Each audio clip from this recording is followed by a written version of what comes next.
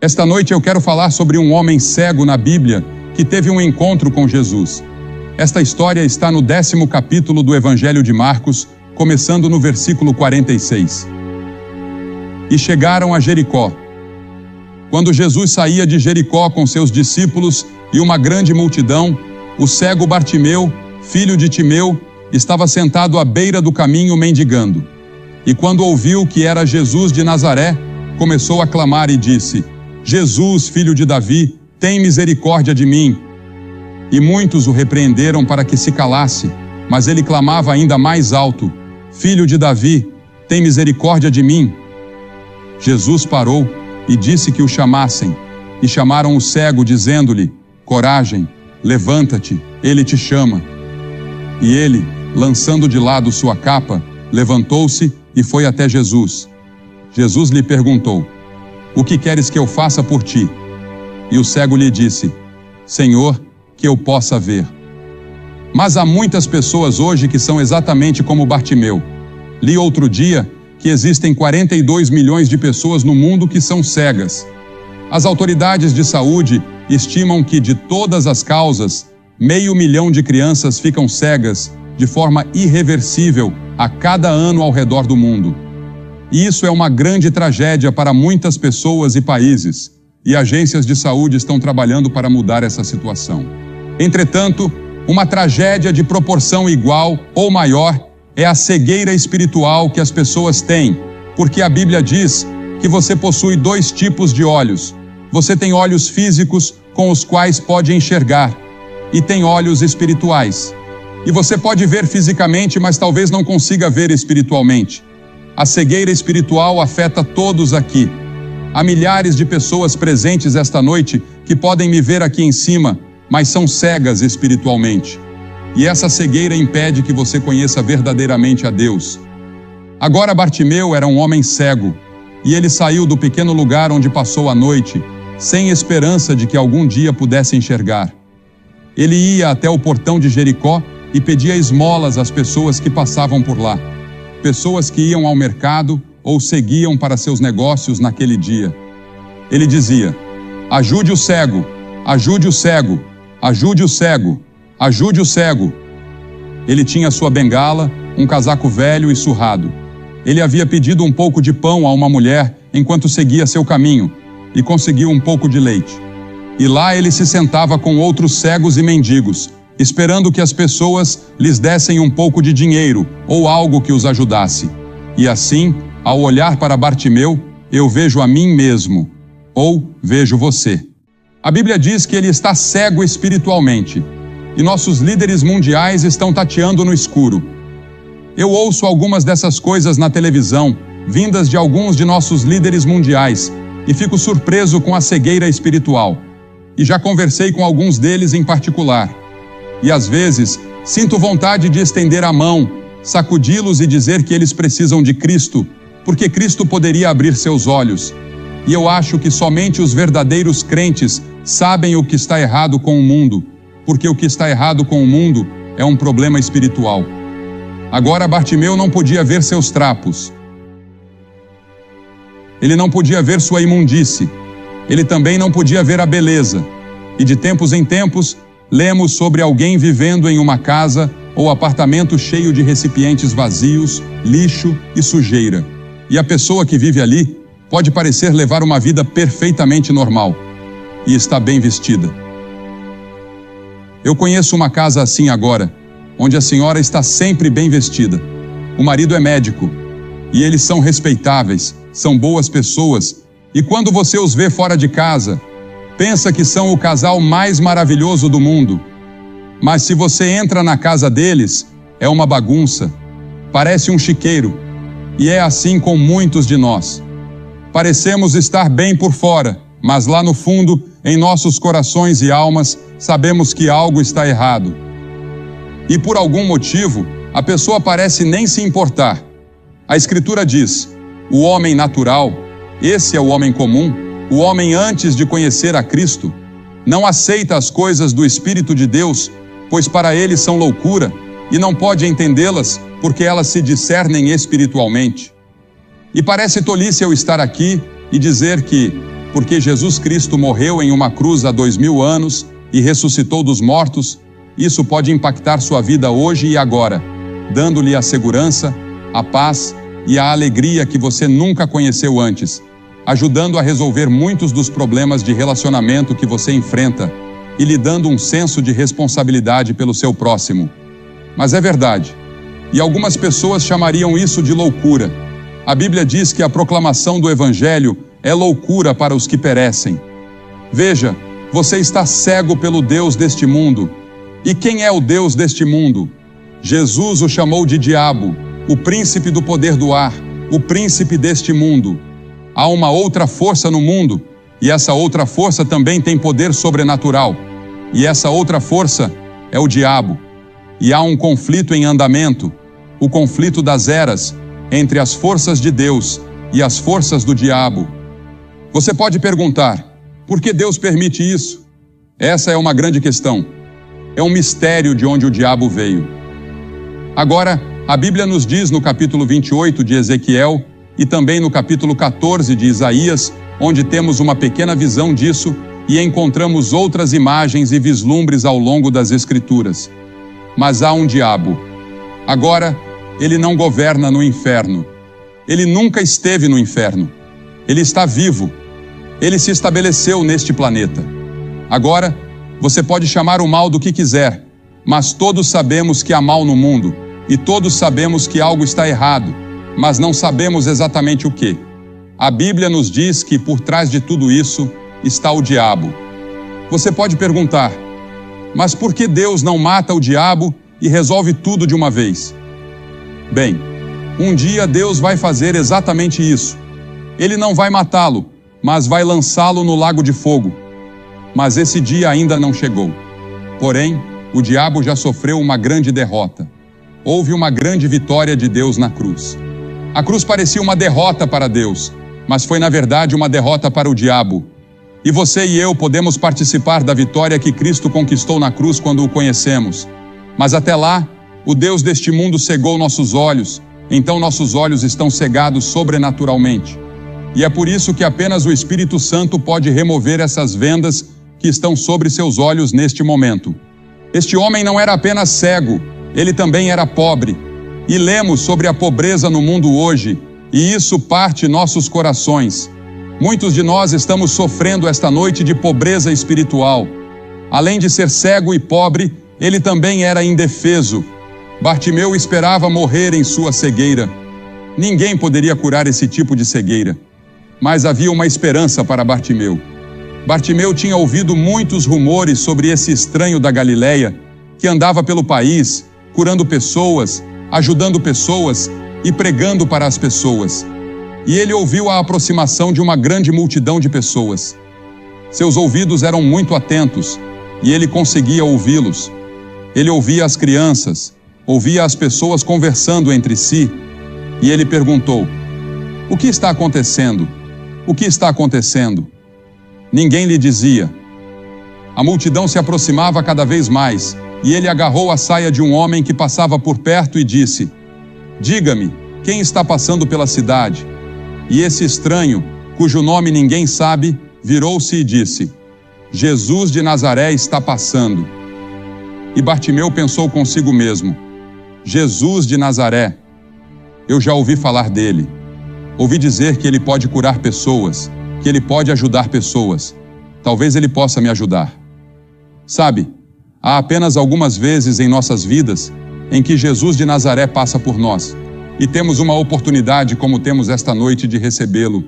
Veja, as pessoas têm orado no Espírito Santo, que tem trabalhado, e muitas pessoas já receberam Cristo. E que hora e que momento para você vir. Esse estranho lhe deu a mensagem.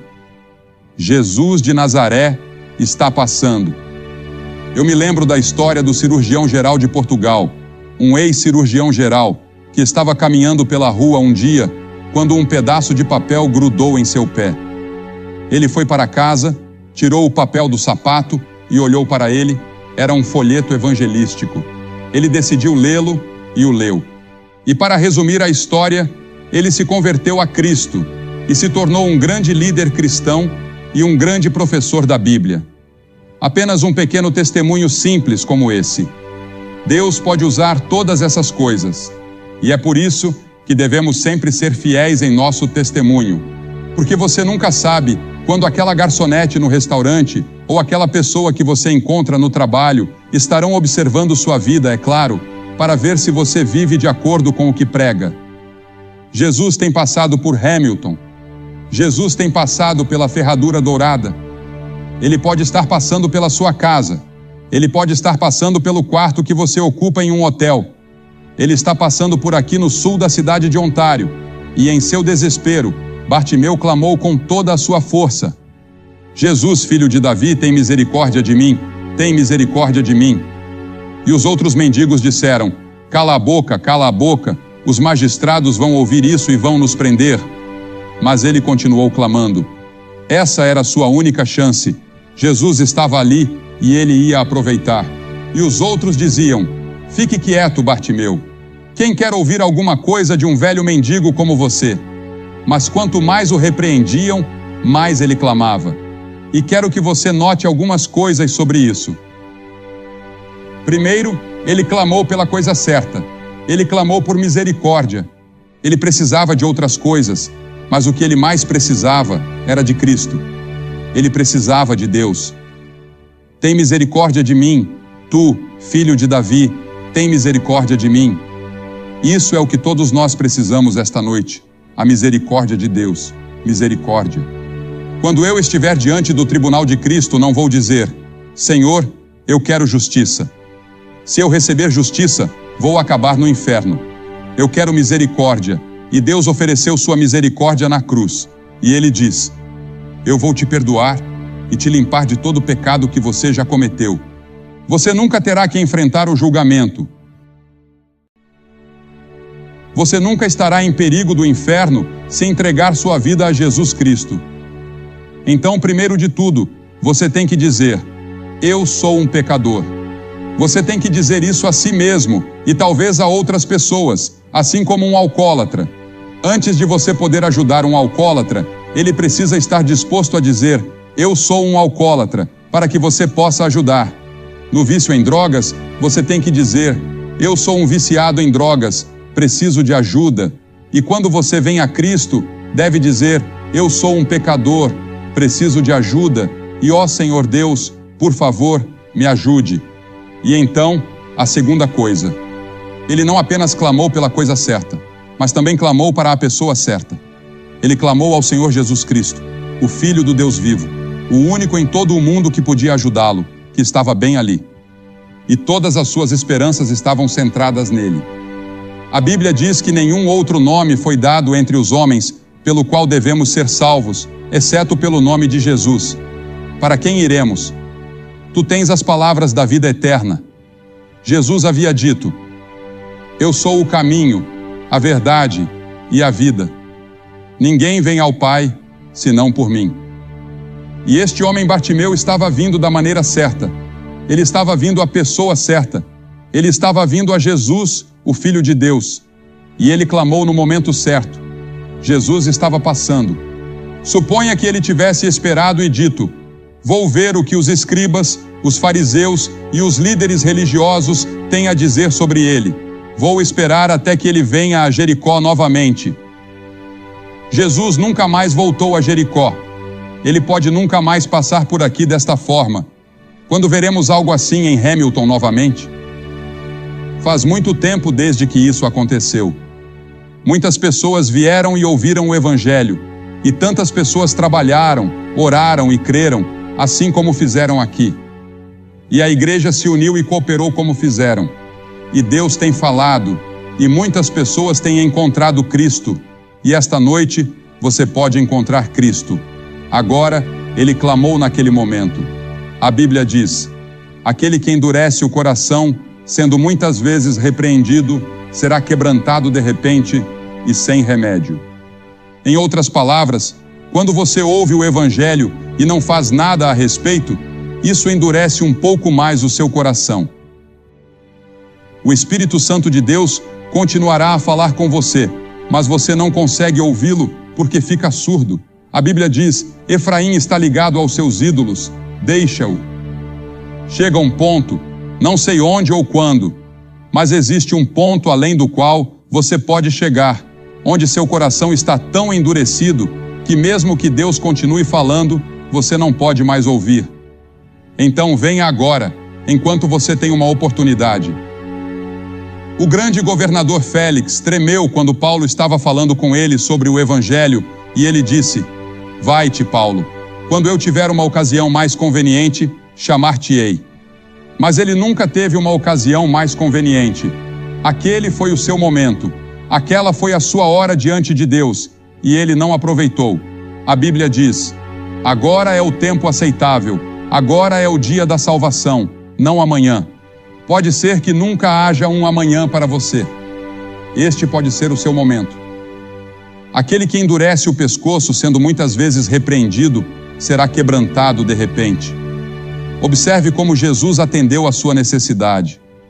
Havia uma grande multidão de pessoas, e hoje em dia pensamos em termos de grandes multidões.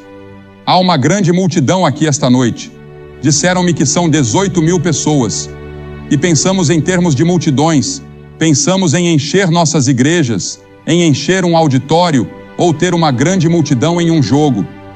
Pensamos em termos de multidões, mas é interessante que Jesus não só pregou para as multidões, mas os maiores sermões que acho que ele já pregou foram para indivíduos.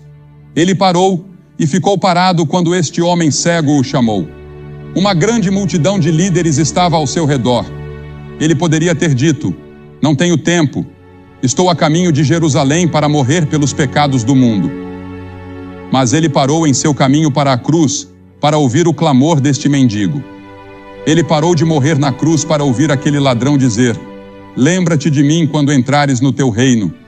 Ele parou quando uma mulher tocou em sua veste. E Jesus vai parar por você esta noite. Porque veja, ele vê você esta noite como se você fosse a única pessoa em todo o mundo. Ele não vê você como parte desta grande multidão. Ele vê você como você é. Ele conhece todos os seus pensamentos, todas as suas intenções e todas as lutas que estão acontecendo dentro de você. E a Bíblia diz que ele ama você e morreu por você. E se você fosse a única pessoa em todo o mundo, ele teria morrido por você. E Jesus não apenas parou, mas disse: chame-o. As Escrituras dizem em Lucas 19:10 que ele veio buscar e salvar o que se havia perdido. Você está perdido psicologicamente, espiritualmente está perdido. Você precisa de alguém que o encontre e coloque os braços ao seu redor. É isso que ele fará por você esta noite. E houve uma surpresa no rosto das pessoas da multidão ao verem aquele pobre velho cego, imundo e sujo sendo chamado. Pela primeira vez, eu suponho, alguém o chamou. Alguém jogou sua capa sobre ele. Alguém lhe deu sua bengala. Ele jogou os dois fora e correu até Jesus, prostrando-se diante dele. E então Jesus lhe fez uma pergunta estranha. Ele estava cego há todos aqueles anos, e Jesus perguntou: o que queres que eu te faça? Você consegue imaginar isso? O que queres que eu te faça? E ele respondeu: Senhor. E essa palavra Senhor significa que naquele momento ele havia recebido Cristo em seu coração. Meu próprio Senhor, que eu possa receber à minha vista. E eu acredito que ele estava falando não apenas sobre seus olhos físicos, mas também sobre seus olhos espirituais. Os cientistas acreditam que 33 milhões dos 42 milhões de pessoas cegas no mundo poderiam ser curadas ou sua cegueira poderia ter sido evitada. A cegueira espiritual, no entanto, não pode ser evitada. Ela é causada pelo pecado e todos nós a temos, mas ela pode ser curada pelo Senhor Jesus Cristo. Ele abrirá seus olhos e ele pode abrir seus olhos esta noite. Qual é a sua necessidade? O que você quer que Cristo faça por você esta noite? O que você quer que eu faça? Ele perguntou. Alguns de vocês podem dizer: eu quero que ele perdoe meus pecados. Quero que ele me dê a certeza de que, se eu morresse neste momento, eu iria para o céu. Eu quero paz. Gostaria de rededicar minha vida. Fui batizado ou confirmado, mas de alguma forma, não tenho esse relacionamento pessoal com Cristo. Não tenho essa caminhada com Ele que eu deveria ter e gostaria de ter isso. Talvez você queira reafirmar seus votos de confirmação, seja o que for. E Jesus disse a ele: vai, a tua fé te salvou. Não foi o dinheiro, não foram as boas obras, mas a tua fé te salvou. Estou pedindo para que você dê esse passo hoje à noite. E se você tiver alguma dúvida em seu coração, faça o seu compromisso esta noite. Você sabia que, a cada noite que estivemos aqui, mais de 700 pessoas vieram a Cristo e fizeram um compromisso? Em ambas as noites. E o que vou pedir que você faça é o que já fizemos em toda a América Latina, em toda a Europa, em todo o Oriente, em toda a América e em todo o Canadá. Pedimos às pessoas que se levantassem de seus assentos e viessem à frente do palco, dizendo simbolicamente: eu preciso de Cristo. Eu quero a sua misericórdia. Eu quero o seu amor e a sua graça. Eu quero conhecê-lo pessoalmente. Por que peço que você venha à frente e faça essa declaração pública? Porque Jesus foi pendurado na cruz publicamente por você. Ele não fez isso em particular. Ele fez isso publicamente. E as pessoas estavam contra ele, zombando dele. Ele estava nu e sangrando, e fez isso publicamente. E ele disse que, se não estivermos dispostos a confessá-lo publicamente diante dos homens, ele não nos confessará diante de seu Pai, que está no céu. É um compromisso público. E estou pedindo que você faça esse compromisso esta noite. E depois que todos vocês vierem e ficarem aqui, vou dizer algumas palavras a vocês, fazer uma oração e dar-lhes um livro para levar para casa, que ajudará no seu crescimento cristão. Se você está com amigos ou parentes, eles vão esperar. Se você está em um ônibus, eles vão esperar. E vocês que estão no outro auditório ou sala, que não puderam entrar aqui, podem se levantar e vir, e os voluntários vão deixar vocês entrarem neste prédio para se juntarem àqueles que vão vir. E do balcão, pode demorar um pouco mais do que pensei na primeira noite. Vai levar pelo menos 3 minutos para você descer. Então, levante-se e venha agora. Mas não deixe que um pouco de tempo o impeça, e não deixe que a grande multidão o impeça. Apenas levante-se e venha, porque é você diante de Deus. Esta é a decisão mais importante que você já fez. E se você quiser trazer um amigo com você, traga seu amigo. Mas levante-se e venha, e não deixe nada te segurar. Nós vamos esperar. E as pessoas estarão orando por todo este grande coliseu enquanto você vem. Você nunca terá outro momento como este. Venha, vamos esperar por você agora. E depois que você vier, falarei com você.